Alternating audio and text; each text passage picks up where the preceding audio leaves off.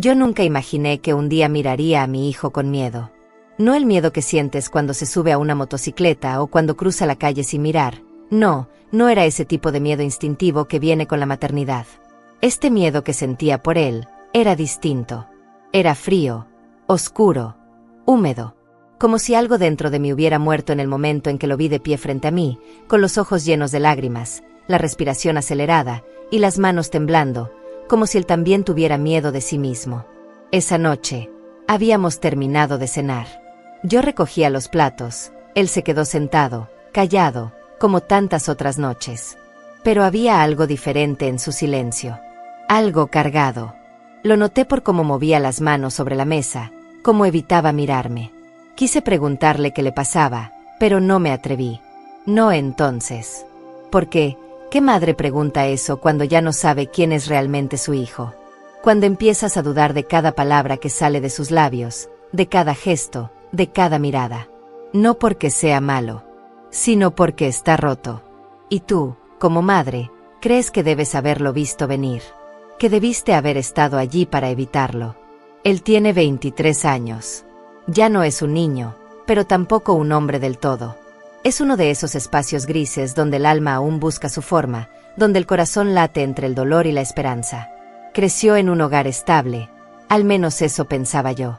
Su padre y yo nos divorciamos hace años, pero siempre traté de mantener un equilibrio, de darle lo que necesitaba. Amor, estructura, seguridad. O eso creía yo. Pero esa noche, mientras lavaba los platos, escuché sus pasos detrás de mí. Lentos, indecisos. Mi espalda se puso rígida. Me di vuelta lentamente, secándome las manos en la toalla, y ahí estaba él, con la cabeza baja, con los ojos brillantes. Tragó saliva antes de hablar. Yo sabía que lo que iba a decirme cambiaría todo. Siempre lo sabes. Antes de que las palabras salgan, ya están escritas en el aire, en la tensión del cuerpo, en la forma en que el tiempo parece detenerse. Mamá, dijo, apenas un susurro, tengo que contarte algo. Y aunque quise sonreír, fingir normalidad, no pude. Solo asentí, como si ya estuviera preparada para lo peor. Como si supiera que este momento llegaría, aunque no entendiera por qué. Lo invité a sentarse en el sofá. Él obedeció, como un niño pequeño castigado. Se frotaba las palmas contra los jeans, como si intentara limpiarse de algo invisible que tenía en las manos. Yo tomé asiento a su lado, dejando espacio entre nosotros. Un espacio simbólico, quizás. Uno que ya llevábamos años construyendo sin darnos cuenta. No sé cómo empezar, dijo él finalmente. Empieza por el principio, le respondí, yo tan calmada como pude. Y entonces habló. Palabras que rompieron algo dentro de mí. Palabras que no puedo borrar. Ni quiero. Porque ahora forman parte de mi historia, de la nuestra. De la verdad que tanto ocultamos, hasta que ya no podemos más. Él me dijo que desde los 17 ha tenido sentimientos por mí. No como madre, sino como mujer. Que no fue algo que eligiera, ni algo que buscara. Fue algo que nació en silencio, en la intimidad de su mente, en la soledad de su cama. Que muchas veces se odió por ello, que intentó luchar contra eso, que incluso llegó a alejarse de casa durante meses solo para tratar de olvidarlo. Pero no pudo. El amor prohibido no desaparece por decreto. Solo crece, se alimenta de la culpa, se fortalece en el silencio. Cuando lo escuché, no grité, no lo abofeteé, no lo eché. Simplemente lo miré. Y en sus ojos vi a un hombre herido, perdido, suplicando comprensión. Vi a mi hijo, y también a un desconocido. Y en ese instante, supe que nada volvería a ser igual. Le pregunté si alguna vez había hecho algo. Si había cruzado esa línea. Él negó con la cabeza, con fuerza. Dijo que nunca se atrevió a tocarme, ni siquiera a rozarme accidentalmente sin sentir culpa.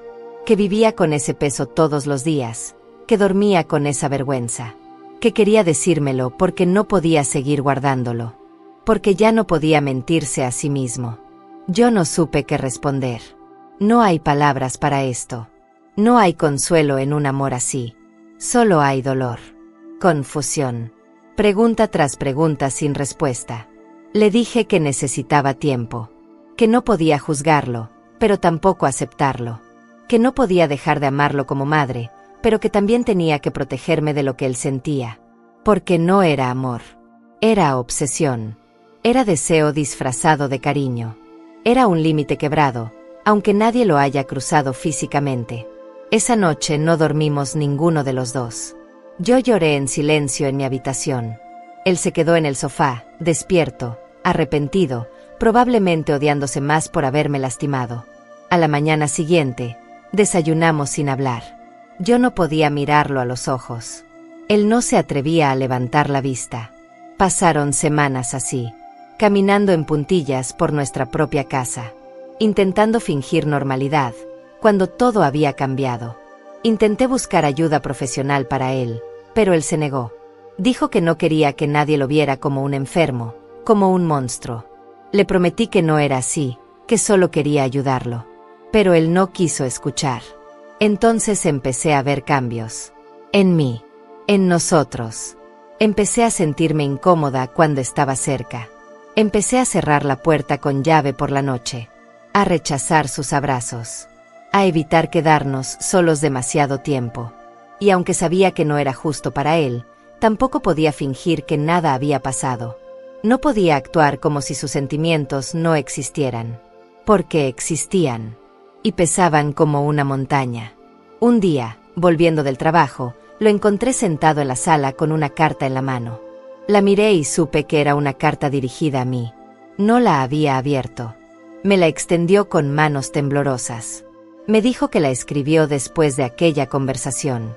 Que no quería dármela, pero que ya no podía guardar más palabras. La leí. Y duele recordarlo. Duele saber que alguien que te ama puede hacerte sentir tan vulnerable. En esa carta me decía cuánto me admiraba, cuánto deseaba poder tocar mi piel, besar mis labios, sentirme cerca. Cuánto odiaba que fuera su madre. Cuánto deseaba que no lo fuera. Cuánto anhelaba poder quererme libremente.